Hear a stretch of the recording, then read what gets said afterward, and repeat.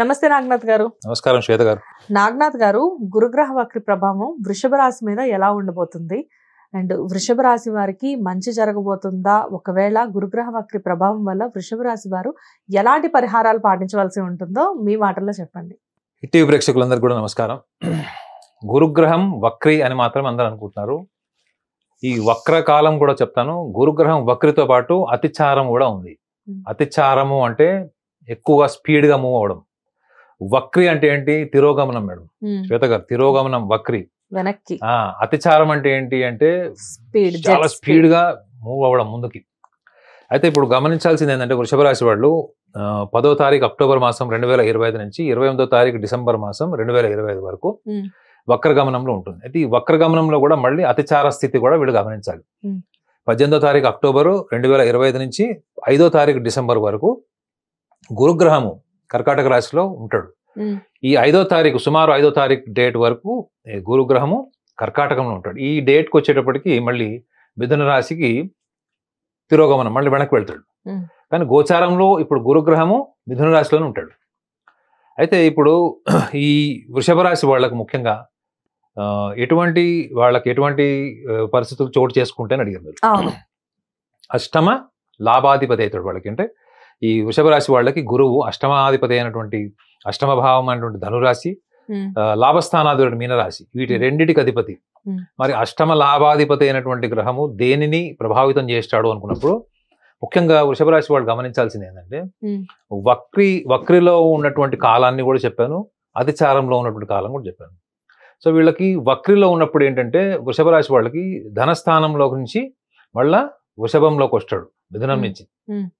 ఏ ఏరియాలో వీళ్ళని డిస్టర్బ్ చేస్తాడు, ఎటువంటి పరిస్థితులను వీళ్ళు ఫేస్ చేయాల్సి వస్తుంది అనుకోండి. వృషభ రాశి వాళ్ళందరూ ఒక్కటి గమనించాలండి. ఫస్ట్ రాశి ఫలాలు చూసుకునేటప్పుడు అందరూ కూడా ఒక నారో పర్సెప్షన్తో చూస్తున్నారు. ఏంటంటే అరే నాకు వృషభ రాశికి ఎలా ఉంది, నా మిథునంకి ఎలా ఉంది, వృశ్చికంకి ఎలా ఉంది చూస్తున్నారు తప్ప నువ్వు ఏ గ్రహం వక్రిలో ఉంది, అతిచారంలో ఉంది, దానికి ఒక స్వభావం ఉంది. ఆ స్వభావం ఏంటో మీకు తెలుసా? అసలు తెలియదు. ఇప్పుడు అతిచారం వక్రేనే మాట్లాడుతున్నాం, ఫలితం మాత్రమే చూస్తున్నాం. కానీ దాని స్వభావాన్ని కూడా మీరు గమనించండి. గురువు దేనికి అధిపతి మన జీవితంలో? దేవతా గురువు అంటారు గురువుని. ఆయన ఒక పూజారి, ప్రీస్ట్ అని కూడా అంటారు. ఈ గురువు యొక్క గొప్ప లక్షణం ఏంటంటే ధాతృత్వము, రెండోది దేన్నైనా విస్తరింపజేసేటువంటి గొప్ప ఆలోచన. And at the same time దేన్నైనా సాధించాలనుకున్నప్పుడు ఎన్ని వైఫల్యాలు వచ్చినప్పటికీ కూడా ఒక ఆశావాద దృక్పథం ఉంటాడు. ప్లస్ ఎప్పుడు కూడా ఒక ధార్మిక పరమైనటువంటి భావాలతో కలిగినటువంటి గ్రహము ఈ యొక్క గురుగ్రహం, బృహస్పతి. మరి ఈ యొక్క లక్షణాలు వక్రిలో ఉన్నటువంటి వృషభ రాశి వాళ్ళని ఎక్కడ ప్రేరేపిస్తాడు, ఎటువంటి నిర్ణయాలు తీసుకుంటారు అనుకున్నప్పుడు మళ్ళీ మనం వృషభ రాశి స్వభావానికి కూడా అంచనా వేసుకోవాలి మేడం. వృషభ రాశి వాళ్ళకు ఉన్నటువంటి గొప్ప లక్షణం ఏంటంటే they will never say no. They will never ever say no to anyone who seeks guidance, who seeks financial help or any sort of help. వీళ్ళకి నో చెప్పడమే రాదు. ఒకవేళ నో చెప్పాల్సిన పరిస్థితి వస్తే తప్పించుకుంటారు తప్ప వాళ్ళకి మొహమాటం లేకుండా నేను చెయ్యను, నేను ఇవ్వను అని జరగదు. కానీ హానెస్ట్ గా ట్రై చేస్తారు. కారణం ఏంటంటే అపారమైనటువంటి ప్రేమ భావము, సున్నితత్వం కలిగినటువంటి రాశి ఏదైనా ఉందంటే అది వృషభమే. వాళ్ళు వీళ్ళకు ఉన్నటువంటి మైనస్ పాయింట్ కూడా ఏంటి? వీళ్ళకి వ్యక్తపరచడం రాదు madam. They are not extroverts. They are not expressive people. మీరు వాళ్ళని చూసి ఒక వెటర్నరీ డాక్టర్ అర్థం చేసుకుంటాడు చూడండి. మన ఇంట్లో ఏమైనా డాగ్ కానీ క్యాట్ కానీ ఏదైనా ప్రాబ్లం వచ్చింది అనుకోండి, అది చెప్పవు కదా. అవును. మీకు మీ ఇంట్లో పిల్లికి కానీ సునకానికి కానీ ఏదైనా సమస్య వస్తే అది వచ్చి చెప్తుందా? లేదు, మనమే అర్థం చేసుకోవాలి. దాని బాడీ లాంగ్వేజ్, లైఫ్ స్టైల్, దాని మూడ్స్ ని, ఐస్ ని బట్టి మనం అర్థం చేసుకోవాలి. వీళ్ళు సేమ్ అంతే. వృషభ రాశి వాళ్ళు వాళ్ళ మనసులో ఉన్న బాధ, వాళ్ళు ఏం కోరుకుంటున్నారు, ఏం ఆశిస్తున్నారు మీ కళ్ళ ముందే ఉంటది, టేబుల్ మీద ఉంటది, కానీ అడగలేరు వాళ్ళు. అంటే దాని వెనక కారణం ఏంటి? చాలా స్వాభిమానం ఫీల్ అవుతారు మేడం. భయంకరమైన మొహమాటం కూడా అనుకుంటా. మొహమాటం కన్నా స్వాభిమానం. అంటే ఒకళ్ళని అడగకూడదు, నేను ఎప్పుడు కూడా అప్పర్ హ్యాండ్ ఉండాలి. I should never become the lower hand. నేను యాచించకూడదు, నేను ఎప్పుడు కూడా అప్పర్ హ్యాండ్ ఉండాలి. ఇవన్నీ ఏంటి? వృషభ రాశి లక్షణాలు. ఎందుకంటే గురువు యొక్క లక్షణాలు చెప్పాను. మరి వక్రిలో ఉన్నప్పుడు ఏం జరుగుతుంది? మీరు ఏవైతే జీవిత భాగస్వామికి సంబంధించింది, భార్య కావచ్చు, భర్త కావచ్చు, అష్టమ భావం. ఈ అష్టమ భావం అంటే ఏమవుతుందంటే జీవిత భాగస్వామితోని అనవసరమైనటువంటి మనస్పర్ధలు వచ్చినప్పటికి కూడా వీళ్ళతో సమస్య ఏంటి, వీళ్ళు ఆవేశం వచ్చినప్పుడు లేదా వాళ్ళ భావోద్వేగాలు కూలిపోయినప్పుడు సంవత్సరాంతరం ఉన్న సహనాన్ని ఆ ఒక్క రోజులో కోల్పోతారు వీళ్ళు.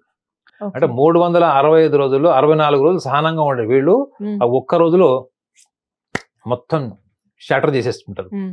అట్ ద సేమ్ టైం వృషభ రాశి వాళ్ళు ఎదుటి వాళ్ళని విమర్శించినప్పుడు అవతల వాళ్ళ గుండె కోసేసినట్టు విమర్శిస్తారు మేడం.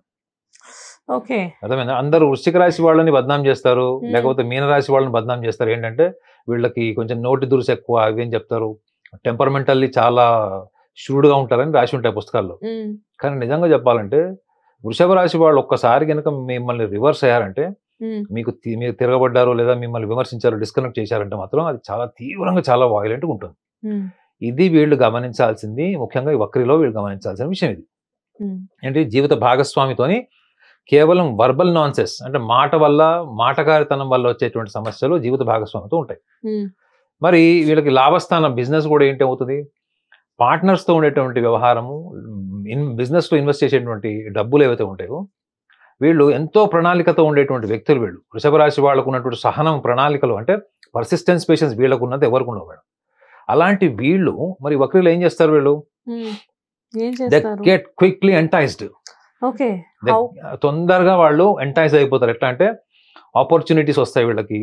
ఎందుకంటే గురువు ఒక ఉన్నతమైన స్థానానికి తీసుకెళ్లేటువంటి గ్రహం, ఒక స్థాయి నుంచి ఇంకో స్థాయికి. కొన్ని మనకి వక్రీలు ఏమనపడతాయి అంటే ఎండమావులాగా ఉంటాయి. అంటే మనకి ఏమనిపిస్తాయి అంటే మనకు అన్ని ఉన్నట్టే కనపడతాయి, కానీ దగ్గరికి వెళ్ళి చూస్తే ఏముండవు. సో వీళ్ళు పూర్తిగా దేన్నైనా లోతుగా అబ్జర్వ్ చేసి ప్రాక్టికల్గా సెకండ్ ఒపీనియన్, థర్డ్ ఒపీనియన్కి వెళ్లకుండా వీళ్ళు ఇన్వెస్ట్ చేస్తారు ఈ టైంలో. దానివల్ల నష్టపోయేది ఏంటి, డబ్బు నష్టపోతారు. సో వక్రిలో ఉన్నటువంటి ఈ యొక్క గ్రహాన్ని, గురుగ్రహాన్ని ఒకటి విశ్లేషిస్తే అతిచారం కూడా చూసుకోవాలి.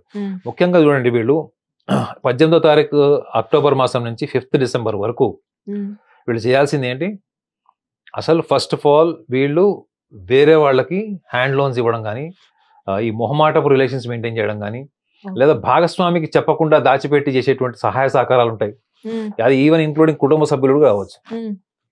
వీళ్ళ జోలికి వెళ్లకుండా 1-2 సార్లు ప్రాక్టికల్ గా ఆలోచించుకొని ఎదుటి వాళ్ళు సహాయానికి వచ్చినప్పుడు కూడా 2 సార్లు 3 సార్లు ఓపిక పట్టండి.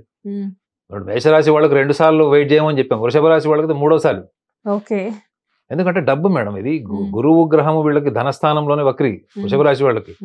ప్లస్ ఇంకొకటి ఏంటంటే ఆశావాద దృక్పథంతో వీళ్ళు ఎంత ముందుకు వెళ్ళినప్పుడు కూడా వక్రగమనంలో, అతిచారంలో ఏమవుతుందంటే మీకంతా కూడా అన్ని కనిపిస్తాయి అంతే. You feel something is happening but nothing will happen in favour of you. అలాంటి టైం ఇది. సో అప్పుడు ఇలాంటి సందర్భాల్లో ఉన్నప్పుడు అతిచారాన్ని కూడా వీళ్ళు గమనించాలి. ఏంటంటే ఈ డ్యూరేషన్ చెప్పాడండి 18th October to 5th December. గురువు కర్కాటక రాశిలోకి ఉంటాడు. ఇంకేంటి మొత్తం పట్టిందల్లా బంగారమే, ఇంకా ఎరగ తీసేస్తారని కూడా చాలా మంది అంటుంటారు. ఎందుకంటే ఫాస్టెస్ట్ మూవింగ్ ఆ టైంలో మిథునం నుంచి కర్కాటకం. కాబట్టి విపరీతమైనటువంటి డబ్బు ఇంట్లో మొత్తం ఇట్లా బీరువాలో డబ్బు దాచిపెట్టుకోవడానికి ప్లేస్ లేనంత డబ్బు వస్తుందని చెప్తున్నారు. అబ్సల్యూట్లీ రాంగ్ అది.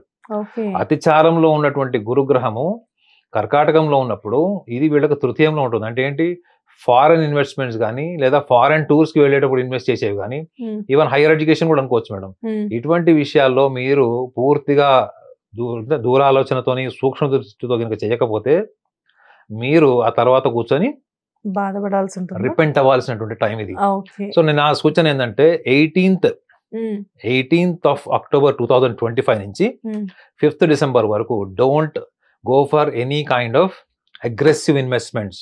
మీ ఊహల్ని, మీ కళ్ళని సార్థకం చేసుకోవడానికి అది కరెక్ట్ టైం కాదు. మరి అలాంటప్పుడు ఇలా వీళ్ళు ఈ వృషభ రాశి వారు పర్టికులర్ గా ఎలాంటి పరిహారాలు పాటించాల్సి ఉంటుంది సార్? మేడం పరిహారం అని మీరు నన్ను ఇబ్బంది పెడుతున్నారు. అయితే నేను ఒక విషయం చెప్తాను వీళ్ళకి, ఎందుకంటే వృషభ రాశి వాళ్ళకి చాలా ధార్మిక బలం ఉంటుంది కాబట్టి నేను ఒక పరిహారం చెప్తాను వాళ్ళకి విత్ యువర్ సపోర్ట్. మీరు చూడండి మేడం, చాలా మంది పరిహారము అనగానే నేను పరిహారాన్ని కూడా భాష చెప్పాను. ఏంటంటే ఎవరైనా పాప ప్రక్షాళన లేకపోతే జీవితంలో ఏదో తప్పు చేశామన్నటువంటి గిల్ట్ ఉన్న వాళ్ళు పరిహారం చేసుకుంటారన్నది నా నమ్మకం. పరిహారం వేరు, మీరు గుళ్ళకు వెళ్ళి మీరు పుష్పం కానీ ఒక ప్రసాదం కానీ అర్చన కానీ ఏవైతే మీరు అభిషేకాలు గారు చేయించుకుంటారో అవన్నీ కూడా మీ ధర్మం ఏంటి, మీ ధర్మాన్ని మీ పూర్వీకులు ఎలా కాపాడారు, మీ ధర్మాన్ని పూర్వీకులు కాపాడే క్రమంలో ఇవాళ మీరు ఏదైతే ధర్మబద్ధంగా మీరు బతుకుతున్నారో దీని వల్లనే మీరు జీవితంలో సంతోషంగా ఉన్నారా, సుఖంగా ఉన్నారా, మీరు కోరుకున్నవి జీవితంలో జరుగుతున్నాయా అనేది ఏంటి, మనకి పూర్వీకులు ఇచ్చినటువంటి ఒక సంపద ఏంటి అంటే మనము కొన్ని సాంప్రదాయాల ద్వారా మాత్రమే మనము ఒక ధర్మపరమైనటువంటి విషయాలు తెలుసుకుంటాం. What is right, what is wrong. మీరు గుడికి వెళ్తారు మేడం, మీరు గుడికి వెళ్ళినప్పుడు చెప్పులు వేసుకొని గర్భగుడిలోకి ఎందుకు వెళ్ళరు? You know that is a place of purity. అవునా కదా. మీరు గుడిలోకి వెళ్ళినప్పుడు మీ ఆలోచనలు ఎంత వక్రకంగా ఉన్నా కానీ, ఎంత నెగటివ్ గా ఉన్నా కానీ, గుడిలోకి వెళ్ళిన తర్వాత ఆటోమేటిక్ గా మీరు ఒక డిసిప్లిన్ వస్తుంది, పాజిటివిటీ ఉంటుంది, ఒక అనుశాసనం, ఒక క్రమశిక్షణ అన్నది మన శరీరానికి మనసుకు వచ్చేస్తుంది. ఇవన్నీ మీకు ఎవరు చెప్పినా చెప్పకపోయినా ఆ ఎన్విరాన్మెంట్ అట్లా చేస్తుంది. సో మీకు ఏంటి, what is right, what suppose to be done, what not suppose to be done in the temple is what actually your next evolution. అంటే మీరు సాంప్రదాయాలు పాటించడం వల్లనే కదా మీకు what is right, what is wrong అని తెలిసింది. ఆ యొక్క ఎనర్జీతో మీరు బయటకు వచ్చినప్పుడు ఒక అడుక్కునేవాడినో లేకపోతే ఇంకెవరినో చూస్తారు, అయ్యో దానం చేస్తారు. ఆ ఒక్కరోజే చేయరు మేడం. ఈ ధర్మబద్ధమైనటువంటి మీరు సంప్రదాయాలు పాటించేటప్పుడు ఆ ప్రాసెస్ లో మీకు ఏమైపోతుంది, అది మీకు ఒక హ్యాబిట్ అవుతుంది. అంటే దయ, జాలి, కరుణ, ప్రేమ భావము, అవతల వాళ్ళకి సహాయం చేయాలన్నది, ఇవన్నీ ఎక్కడి నుంచి వస్తున్నాయి? మీకు ఒక inspirational environment of the holy place, or you call it as a temple. అవునా కదా. అక్కడి నుంచి వచ్చిన తర్వాత మీరు నెక్స్ట్ లెవెల్కి ఎక్కడికి వెళ్తారు? మీరు ఒక ధార్మికమైనటువంటి స్థితికి వెళ్తారు. అంటే సంప్రదాయాలు, ధర్మబద్ధమైనటువంటి ఆలోచనలు, కార్యాచరణ, అక్కడి నుంచి సంపూర్ణ ధార్మికత. ఇది యాక్చువల్ గా జర్నీ మేడం. నువ్వు పాపాత్ముడివి, నీకు నువ్వేదో పాపాలు చేశావు, నువ్వు ఒక ఆత్మీయత ఉన్నావు, నువ్వు ఎందుకు పనికిరావు, కాబట్టి నాయన నువ్వు వెళ్ళి ప్రక్షాళన చేసుకుంటాడు. ప్రక్షాళన చేసుకోవాల్సినప్పుడు జన్మ మానవ జన్మ కాదండి. మానవ జన్మ చాలా పవిత్రమైనది. పుణ్యకార్యాల వల్ల మనం ఇవాళ ఉన్నాం నిజంగా చెప్పాలంటే. సో అలాంటప్పుడు వృషభ రాశి వాళ్ళకి ఎటువంటి సూచన, ఎటువంటి పరిహారం మీరు చెప్పారు అని అంటే, వాళ్ళల్లో ఉన్నటువంటి ఆధ్యాత్మిక బలాన్ని పెంచుకునేటువంటి సూచన చెప్తాను. ఒకవేళ మీరు ఎస్ అంటే చెప్తాను. తప్పకుండా సార్, మేము వెయిటింగ్ ఇందాక నుంచి. నేను చెప్తాను కదా, మనకి ఆ పరమాత్ముడిని మనం సూపర్ కాన్షియస్ అంటాం. ఈ సూపర్ కాన్షియస్ ని మనము డైరెక్ట్ గా ఎక్స్పీరియన్స్ చేయడానికి ఉన్నటువంటి ఒకటే ఒక మార్గం ఏంటండి, మన శ్వాస. ఓకే, మీరు శ్వాస ద్వారానే మీరు ఆ పరమాత్ముడిని ఏమంటారు, దాన్ని వెతకగలుగుతారు. అర్థమేనండి. You can identify the super conscious. You can identify the super conscious through the respiration. ఈ త్రూ ద రెస్పిరేషన్ అన్నప్పుడు మీరు ఒకసారి ఉచ్ఛ్వాస చేయండి, గాలి వదిలేయండి. గాలి పీల్చినప్పుడు ఏం శబ్దం వచ్చింది?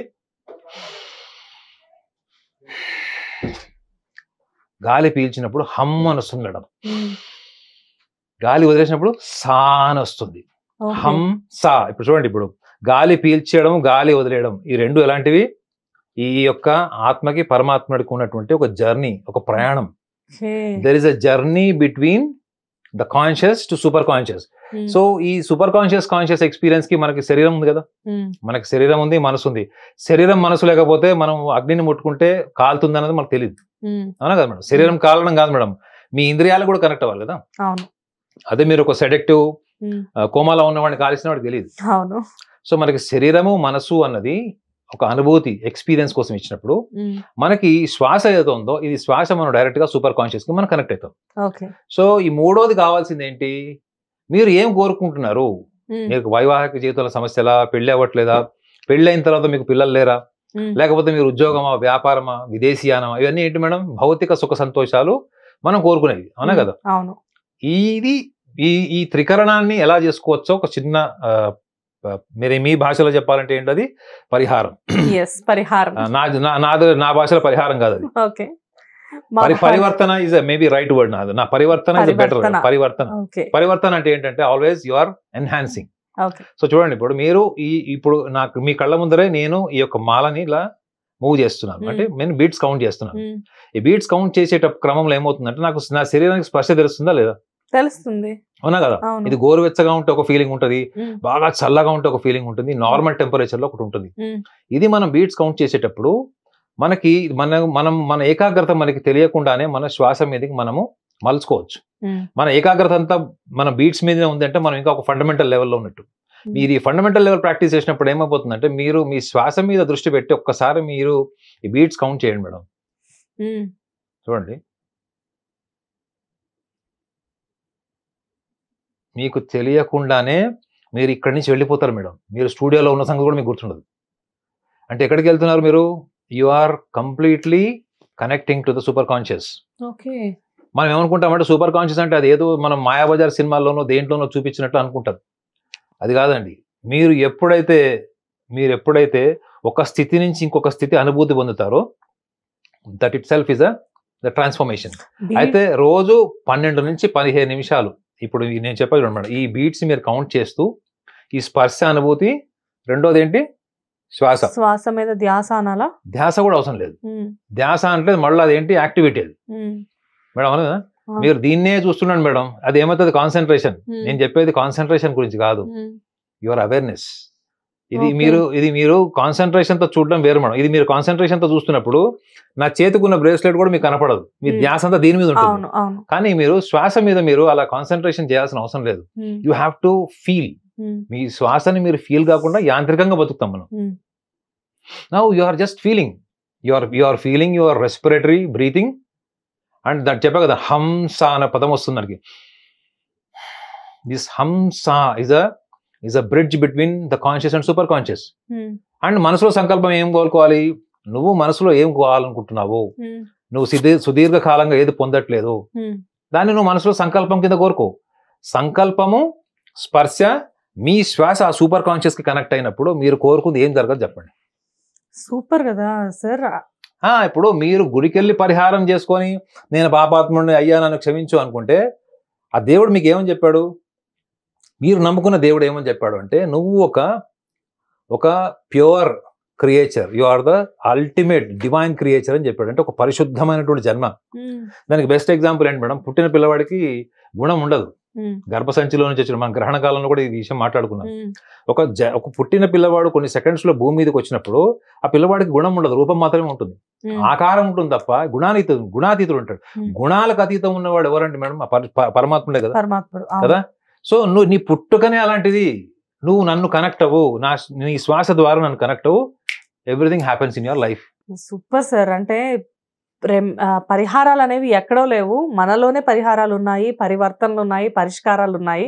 సో ఎక్కడెక్కడికో వెళ్ళి ఏదేదో చేసి ప్రతిదీ మనం సాధించాల్సిన అవసరం లేదు. మనతో మనం టైం స్పెండ్ చేసి మనలోనే ఆ పరిహారాలను వెతుక్కోవచ్చు అని చెప్పేసి చాలా స్మార్ట్ గా చెప్పారు. ఎందుకంటే పరిహారం అన్న పదానికి అర్థం తెలియని వాళ్ళు కూడా చెప్పాను. పరిహారము సూచించేవాళ్ళు బాగుపడతారు, పరిహారం చేసేవాడు బాగుపడతాడు, పరిహారం చేయించుకునేవాడు మాత్రం బాగుపడుతున్నాడా? Is my logic. Super sir. Thank you so much.